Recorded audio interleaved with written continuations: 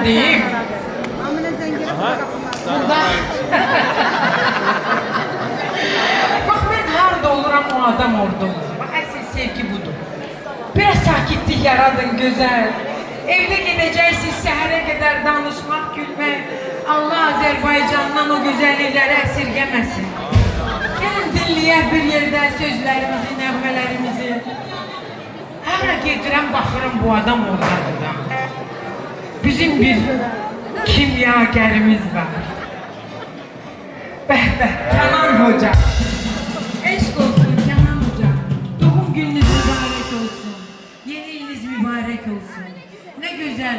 Bir adınızı çekeceğim, birden unudaram. Arada bir bacım gel kulağıma pıçıldayır. Unutma onları denə. Ben de deyirəm ki, demesem de yine unutamazsın, beni sevirler ama diyeceğim de, unutmasam diyeceğim. Eşq olsun Kenan Hoca, doğum gününüz mübarek. Ve belki miyane gözler gelsin. Hamımız bir yerde